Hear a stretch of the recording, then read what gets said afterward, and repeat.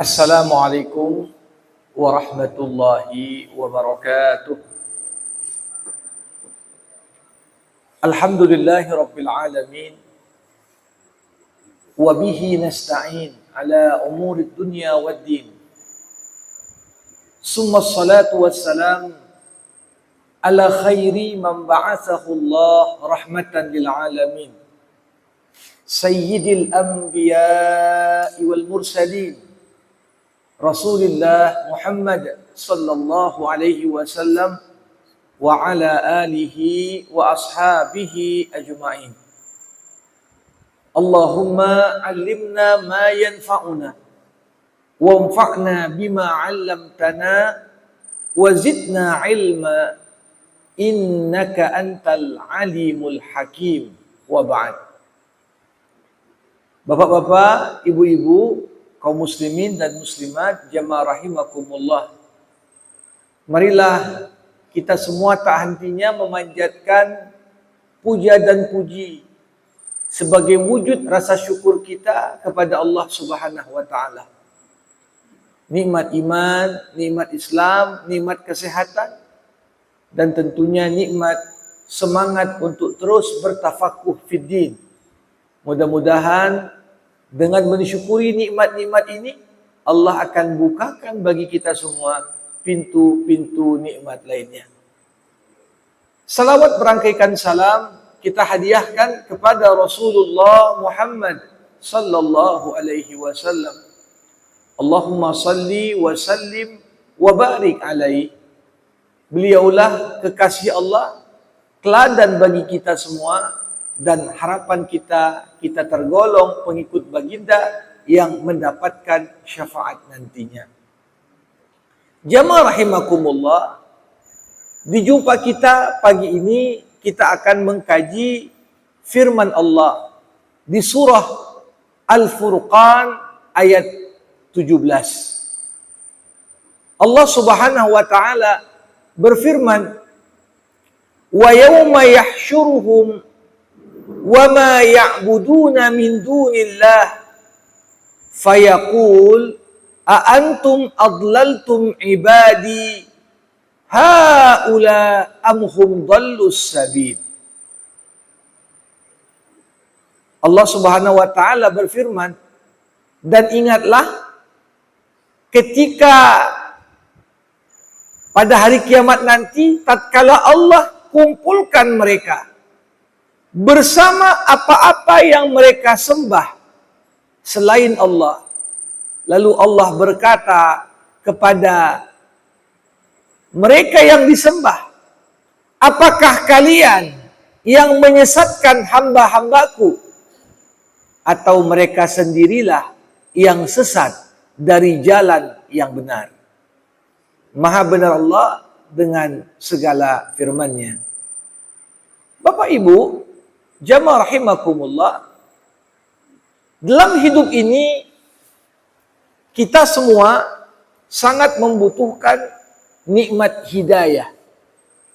Hidayah dalam pengertian petunjuk dan bimbingan yang Allah Subhanahu wa taala berikan kepada kita dalam apapun yang kita kerjakan. Karena sesungguhnya tidak ada satupun urusan, kecil ataupun besar, kecuali manusia membutuhkan hidayah dan petunjuk Allah. Di saat manusia keluar dari tuntunan Allah dan bimbingannya, maka inilah yang disebut dengan kondisi sesat. Sesat artinya seorang tak tahu apa tujuan hidupnya. Sesat artinya dia tidak tahu apa yang membawa kebaikan atau apa yang justru akan menyengsarakannya. Tentunya bagaimana kita sehari semalam dalam sholat, di tiap rakaat minimal 17 kali kita membacakan ihdinas siratal mustaqim.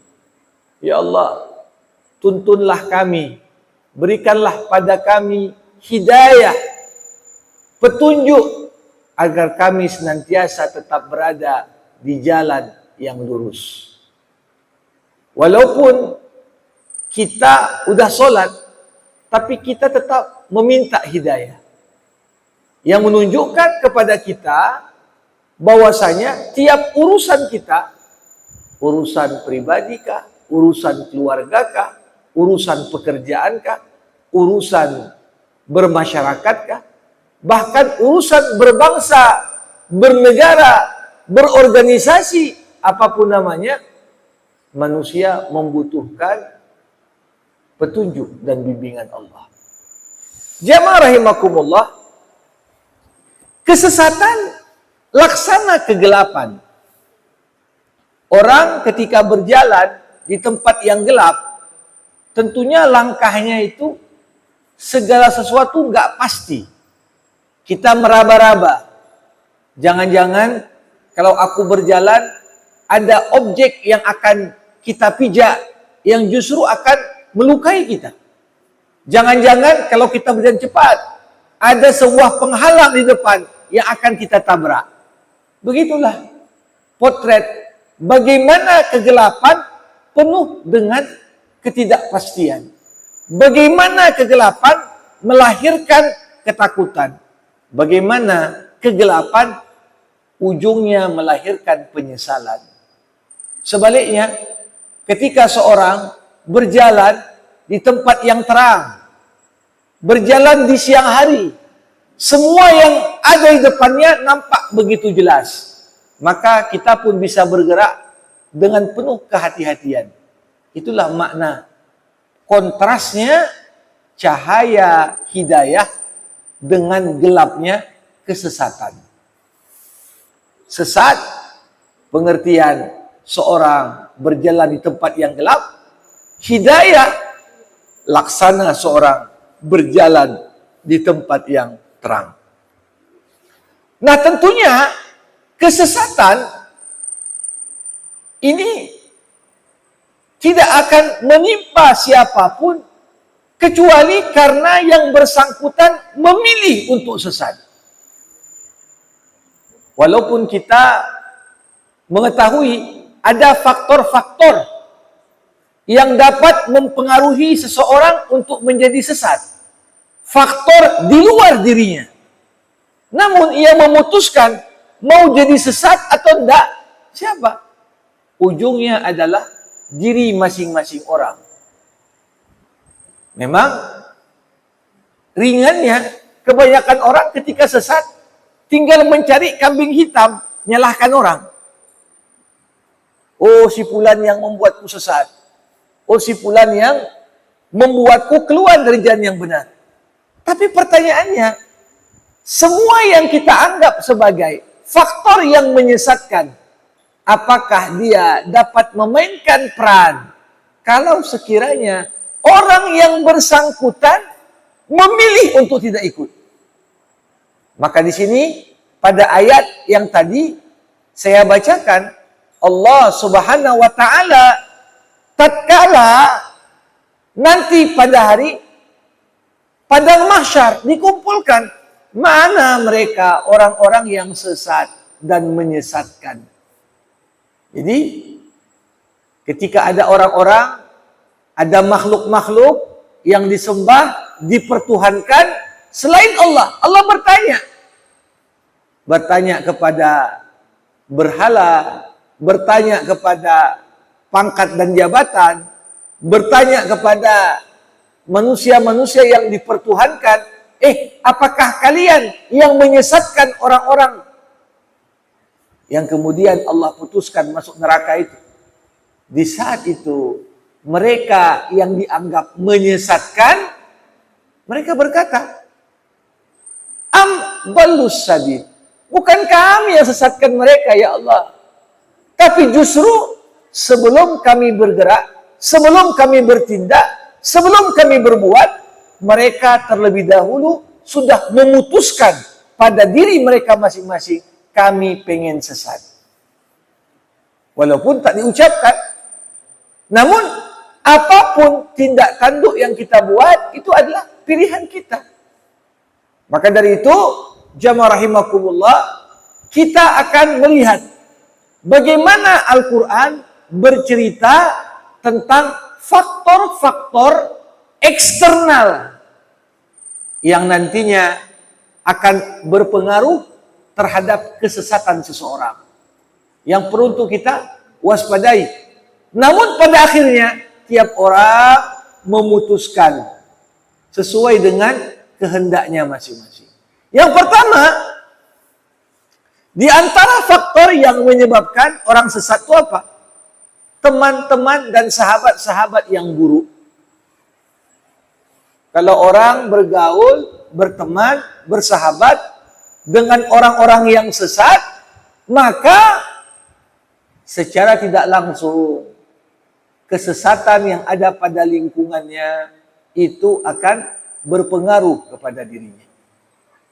Nah, maka dari itu kita lihat Allah Subhanahu wa taala masih dalam surah Al-Furqan berfirman, laqad adallani anil dzikri ba'da iz ja'ani wa kana asyaitanu lil insani khadzula. Teman yang buruk telah menyesatkan aku. Ini pengakuan dari siapa? Orang-orang yang nantinya akan dimasukkan ke dalam neraka. Ketika mereka akan dihisab, di saat mereka melakukan berbagai bentuk kesesatan, ditanya, kenapa kau sesat? Karena di dunia dulu banyak temanku lingkungan yang sesat. Nah, jadi makanya kita melihat sebagaimana bergaul dengan orang-orang istiqomah, bergaul dengan orang-orang baik, itu akan memperbesar peluang kita menjadi orang yang baik. Sebaliknya, ketika kita berinteraksi dengan orang-orang yang sesat, maka kesesatan itu pun menular. Menular. Orang bergaul dengan yang nggak sholat, lama-lama ikut nggak sholat. Orang bergaul dengan yang selalu memamerkan kemewahan, tapi nggak pernah keluarin zakat, lama-lama ikut juga dia. Makanya dalam agama dikatakan, la tas'al anil mar'i wasal an qarini.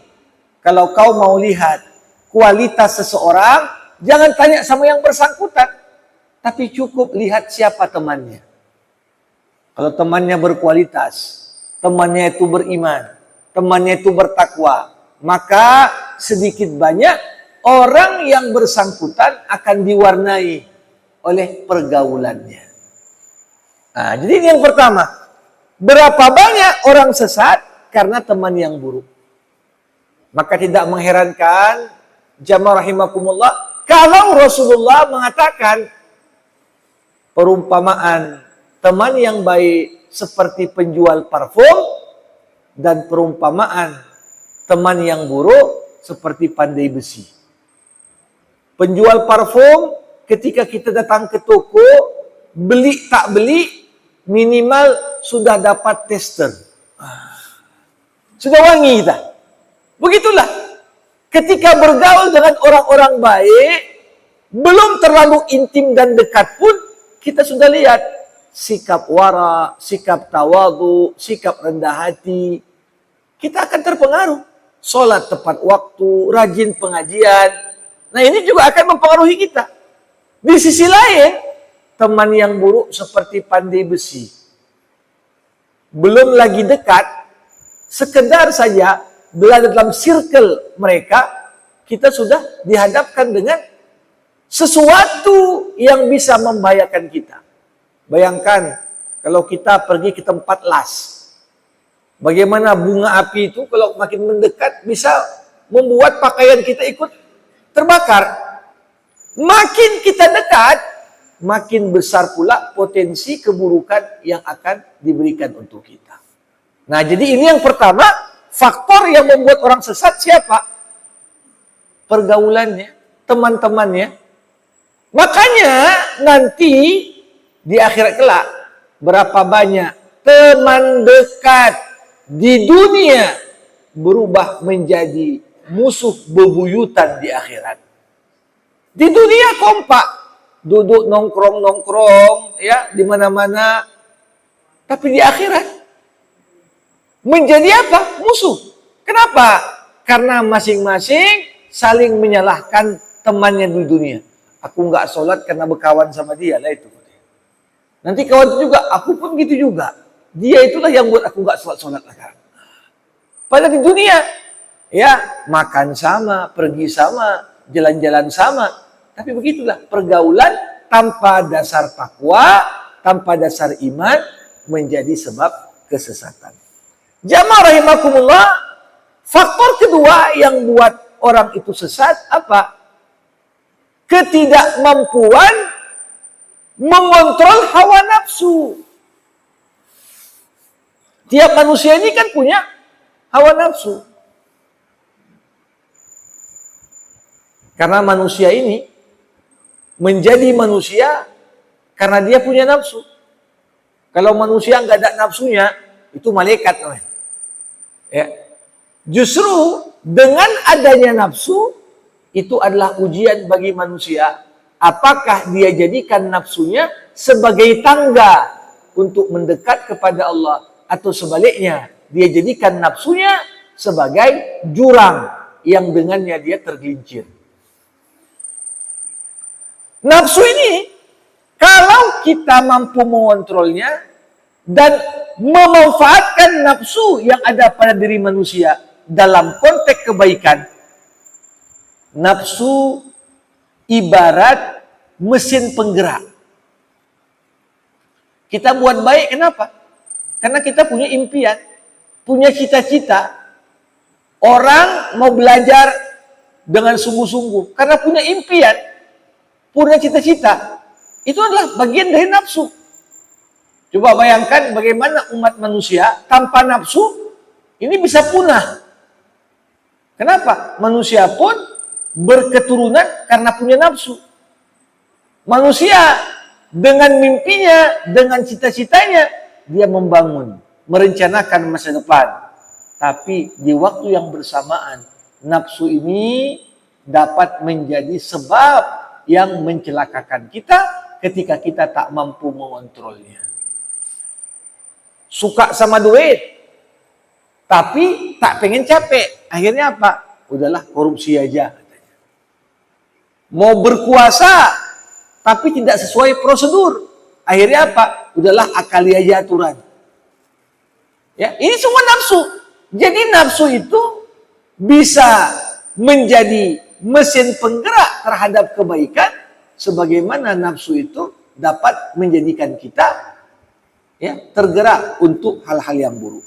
Makanya Allah katakan dalam surah Shad, wala tattabi'il hawa fayudilluka an sabilillah. Janganlah kau perturutkan hawa nafsumu sehingga engkau sesat dari jalan Allah. Jadi problemnya apa? Ketika manusia memperturutkan nafsu, semua pengen harus dipenuhi. Ini salah. Manusia diberikan akal, manusia diberikan qalbu. Seharusnya apapun yang dikehendaki nafsu harus ditimbang dulu dengan akal dan qalbunya. Ini baik atau enggak baik?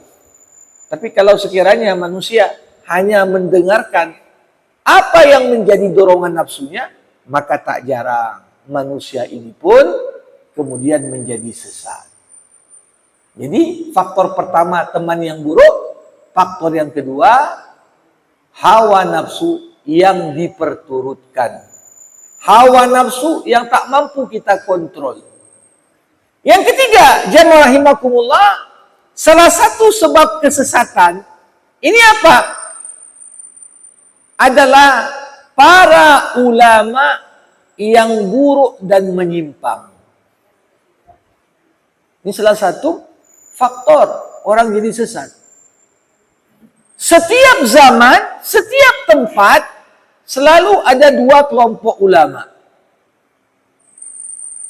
Ulama-ulama Rabbani, ulama-ulama yang senantiasa berjiwa bagaimana kita ini dapat menuntun masyarakat, menuntun dirinya untuk sampai pada Allah. Dia tak takut apapun ancaman selama dia sadar tanggung jawabnya menyampaikan ayat-ayat Allah, menyampaikan firman-firman Allah, menuntun manusia untuk sampai kepada Allah. Tapi tak jarang jamaah rahimakumullah, di setiap zaman dan tempat kita temukan ulama ulama-ulama yang buruk, yang gunakan ilmunya semata-mata untuk kepentingan dunianya. Tak jarang di setiap zaman dan era yang rusak, ulama-ulama yang buruk ini merekalah laksana pemberi stempel bagi penguasa-penguasa yang rusak. Jadi tetap saja seorang diktator, seorang penguasa yang buruk, untuk tetap bisa bertahan pada posisinya membutuhkan pilar-pilar. Salah satunya apa? Ulama yang dapat diperalat. Nah, maka dari itu kalau kita lihat, fawailul lilladzina yaktubuna alkitab biaydihim summa yaquluna hadza min indillah. Maka celakalah bagi mereka yang menuliskan kitab suci dengan tangan mereka sendiri, lalu mereka mengatakan ini dari Allah. Ini terjadi pada Bani Israel. Ini terjadi kepada umat-umat terdahulu. Rusaknya para pengikut Yahudi, kenapa? Karena para tokoh-tokoh agamanya rusak. Maka ikutlah dibawa sesat. Rusaknya Nasrani, kenapa? Dirusak oleh tokoh-tokoh agamanya sebelum yang lain. Lahirlah cek penebus dosa. Kan dia yang menjual kapling surga. Kalau mau dimaafkan, diampuni Tuhan, bayar sekian, sumbang sekian. Nah, kita melihat jamaah rahimakumullah, tak jarang bagaimana banyak muncul kesesatan di tengah-tengah masyarakat. Ini juga tak lepas dari tokoh-tokoh yang dianggap ulama, walaupun sebenarnya enggak ulama. Ya, zaman sekarang muncullah yang aneh-aneh. Ada yang ngaku bisa bahasa Suryani, bisa cakap dengan semut. Ya, ini yang aneh-aneh. Terakhir baru nampak sesatnya dia ketika dia bilang semua agama masuk surga juga itu. Baru nampak. Jamaah rahimakumullah. Inilah mengapa di negeri kita di Indonesia data tahun 2016 data waktu itu menunjukkan apa? Jumlah ajaran dan aliran sesat yang terdeteksi oleh MUI di 2016 ini ceritanya sekitar 1.600 aliran sesat. Itu yang terdata. Dan aliran sesat yang belum terdata, berapa jumlah pengikutnya, di mana kantor sekretariatnya, ini tahun 2016 diperkirakan mendekati 4.000. Nah, kok bisa ramai begitu? Iya. Karena ada orang dianggap, oh ini berilmu nih, ngikut orang lain. Ya. Jadi kesesatan itu tidak lepas. Orang-orang yang dianggap ulama, kemudian mereka itu yang bukan hanya sesat untuk dirinya, tapi juga menyesatkan orang. Maka Rasulullah Muhammad SAW dalam sebuah hadis menggambarkan apa yang akan terjadi nanti di akhir zaman. Termasuk zaman kita mulai nampak tanda-tandanya. Dikatakan, sesungguhnya Allah tidak mencabut ilmu agama dengan mencabutnya dari hati orang-orang. Tapi Allah mencabut ilmu agama dengan mewafatkan ulama-ulama yang istiqamah. Satu persatu ulama yang betul, yang lurus, meninggal. Apa yang terjadi setelah mereka meninggal? Hatta idza lam yabqa 'alimun ittakhadhan nas ru'usan juhal. Ketika ulama-ulama yang betul ilmunya dapat dipertanggungjawabkan, satu persatu sudah meninggal, nggak ada penggantinya, maka orang pun mengangkat yang bukan ulama sebagai ulama. Wa idza su'ilu aftu bi ghairi ilm. Ketika ditanya tentang urusan agama, jawabnya pun aneh-aneh. Ngomong seakan-akan dia Imam Syafi'i baru. Seakan-akan dia pendiri mazhab baru. Padahal karena memang tak punya ilmu yang mumpuni. Makanya sangat berbahaya sekali ketika muncul ulama yang menyimpang. Dan ini menjadi faktor yang dapat menyesatkan banyak orang. Jamaah rahimakumullah, yang keempat, faktor yang dapat mengakibatkan munculnya kesesatan itu salah satunya apa? Pemimpin yang sesat. Kalau tadi ulama pemberi stempel bagi apapun kebijakan yang diambil pemimpin, tapi kesesatan juga faktornya apa? Muncul pemimpin yang sesat. Ada ungkapan An-nas ala dini mulukihim. Bagaimana tingkat pengamalan agama masyarakat itu akan diwarnai oleh tingkat pengamalan agama pemimpinnya. Kalau pemimpinnya beragama penuh takhyul, khurafat, maka rakyat yang ikut pun ikut juga dia. Ya, percaya klinik, ya kemudian pakai ya dukun. Akhirnya masyarakat pun akan ikut. Kenapa? Karena pemimpin adalah cerminan dari rakyat yang dipimpin. Maka di sini penting sekali ketika kita dalam konteks memilih pemimpin, ini bukan hanya memilih pemimpin konteksnya dunia, enggak. Pemimpin yang baik akan mampu menjamin baiknya pengamalan agama kita. Kenapa? Kalau dia kasih contoh yang betul. Bukan contoh yang menyesatkan.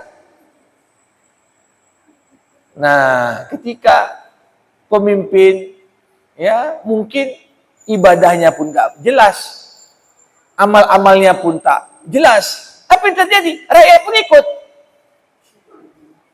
Makanya Allah katakan, wa adalla fir'aunu qaumahu wa ma hada. Fir'aun menyesatkan kaumnya dan mereka pun tidak mendapatkan hidayah. Kenapa? Pemimpin. Jadi sebagaimana rakyat Mesir dulu sesat gara-gara pemimpinnya Fir'aun, dimanapun kalau ada pemimpin yang sesat, pemimpin model Fir'aun abad 21, ini juga bisa menyesatkan kita. Nah, jadi jamaah rahimakumullah, ini termasuk faktor yang dapat menyesatkan orang. Selanjutnya, termasuk yang dapat menyesatkan itu apa? Setan. Setan ini memang tugasnya menyesatkan manusia. Bahkan iblis tatkala diusir dari surga karena menolak sujud kepada Adam, dia sudah berkomitmen penuh. Apa dia bilang? Ya Allah, panjangkan usiaku sampai datang hari kiamat. Ngapain kau pengen usia panjang? Ya, aku pengen sesatkan keturunan Adam supaya menjadi teman-temanku nanti di neraka. Nah, jadi kalau kita lihat setan ini ya nggak pernah membisikkan kebaikan, selalu alladzi yuwaswisu fi sudurin nas. Dia dorong kita untuk sesat. Dia bisikkan bisikan-bisikan yang menyesatkan. Pertama diajaknya kita kufur. Kalaupun kita tak mau kufur, diajaknya kita syirik. Kalau kita tak mau syirik, diajaknya kita bid'ah. Kita tinggalkan ajaran yang benar, kita ambil ajaran-ajaran sempalan. Kalaupun tak mau bid'ah, disuruhnya kita tinggalkan yang wajib. Tak mau tinggalkan yang wajib, disuruh kita disibukkan dengan yang sunnah supaya kita tinggalkan yang wajib. Begitulah. Tipu daya dari setan. Makanya nanti saat datangnya hari kiamat, pidato paling fenomenal justru pidato yang disampaikan oleh iblis. Di saat orang-orang yang masuk neraka semuanya kompak mengadu kepada Allah. Ya Allah, kami masuk neraka gara-gara ini setan nih. Dialah yang sesatkan kami. Apa kata iblis? Iblis berkata dalam pidatonya, Innallaha wa'adakum wa'dal haq wa wa'adtukum fa akhlaftukum wa ma kana li alaikum min sultan illa anistajabtum fala talumuni walumu anfusakum. Allah sudah menjanjikan untuk kalian janji yang benar, sedangkan aku menjanjikan untuk kalian janji yang palsu. Dan aku pun telah mengingkari janjiku. Tapi aku tak punya kuasa apa-apa, kata setan, untuk maksa kalian sesat. Aku cuma bisikkan, gak usah sholat, gak usah puasa, gak usah bayar zakat. Tapi kan aku tak bisa paksa, katanya. Kenapa kalian tak sholat? Karena kalian putuskan tak sholat. Kenapa tak puasa? Karena kalian putuskan tak puasa. Kenapa kalian tak bayar zakat? Karena kalianlah yang tak bayar zakat. Aku cuma bisikkan saja. Ngapainlah kau keluarkan zakat? Kau capek kerja, masa untuk orang? Cuma sekedar bisikan. Makanya jamaah rahimakumullah, kalau ada terjadi di dunia, ada orang lewat di jalan yang penuh dengan lubang dan lumpur. Tiba-tiba ada orang lain mengatakan, masuk kau ke dalam lumpur itu. Tiba-tiba kita masuk ke lumpur.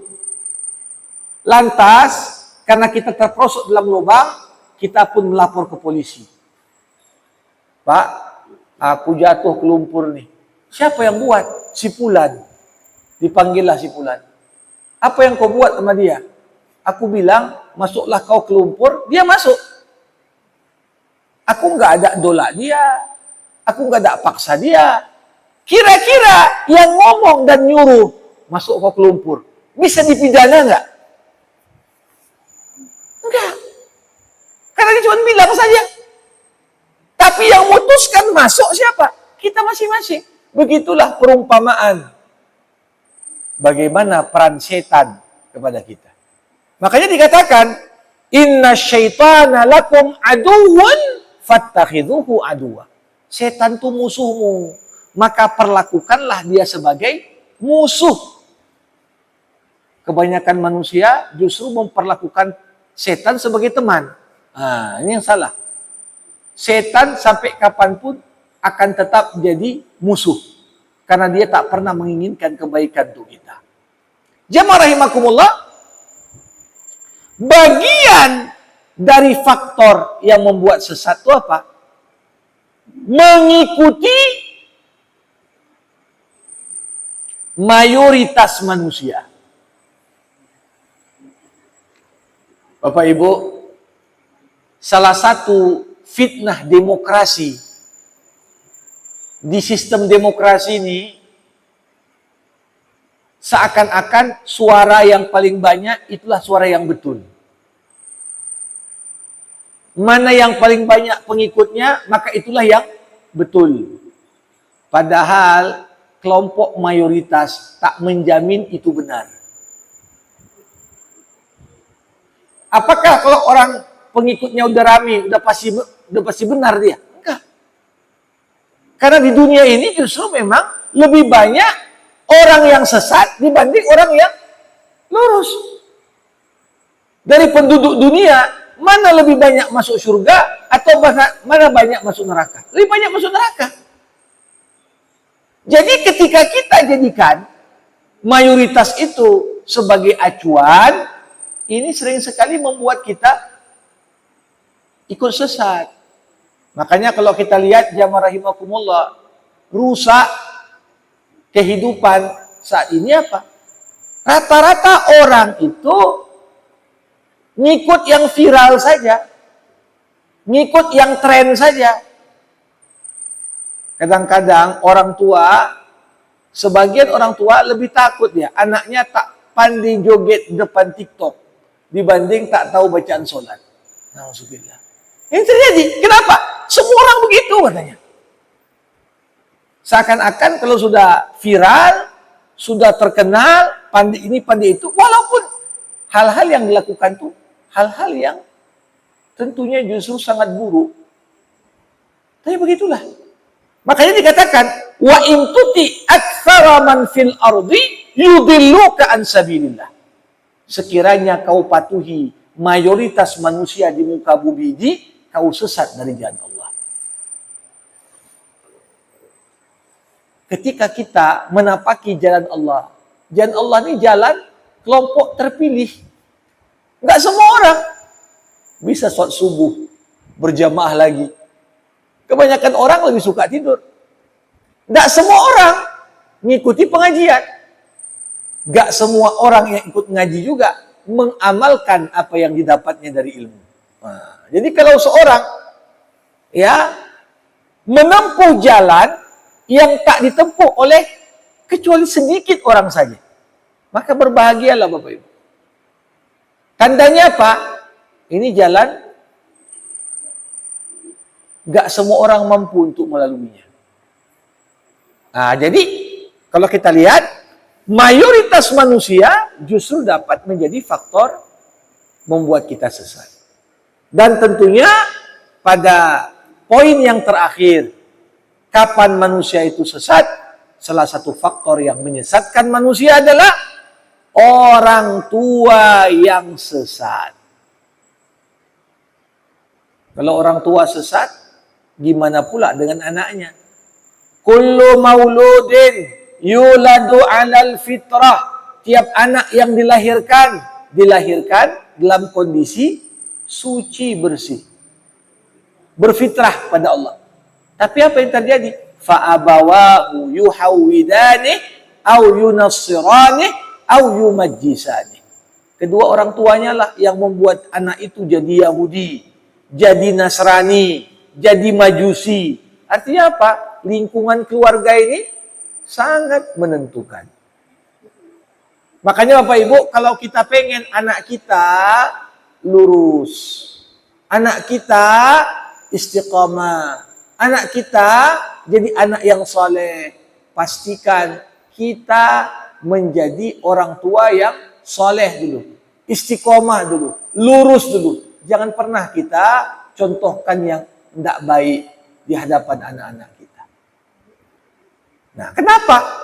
Karena dalam Al-Quran paling banyak ayat yang bercerita ketika generasi penerus sesat dan disampaikan kepada mereka ajaran yang benar, mereka berdalih dengan apa yang dibuat orang-orang tua mereka dulu. Inna wajadna aba'ana ala ummatin wa inna ala atharihim muqtadun. Dulu kami tengok ayah mak kami, nenek moyang kami, beginilah mereka buat. Ya kami ikut aja. Coba bayangkan kalau orang tua nggak sholat, anak ikut. Berapa dosa orang tua itu? Karena memberikan contoh yang buruk. Ketika orang tua terbiasa mengucapkan kata-kata yang kasar, anak pun perlakukan pada anaknya lagi kasar. Kenapa? Ku tengok dulu ayahku mendidikku begitu, dengan bahasa yang kasar. Artinya apa? Ini menjadi dosa jariah. Kalau Qabil, orang pertama yang membunuh, sampai kiamat, semua pembunuhan mengalir dosanya untuk Qabil. Bayangkan kalau ada orang tua yang kemudian sesat, tidak menanamkan ilmun yuntafa'u bih. Sebaliknya ketika orang tua itu menanamkan ilmu-ilmu yang baik, ilmu-ilmu yang lurus, ilmu-ilmu yang menuntun anak kepada jalan kebaikan. Apa yang terjadi? Justru ilmu itu menjadi amal jariah. Amal jariah.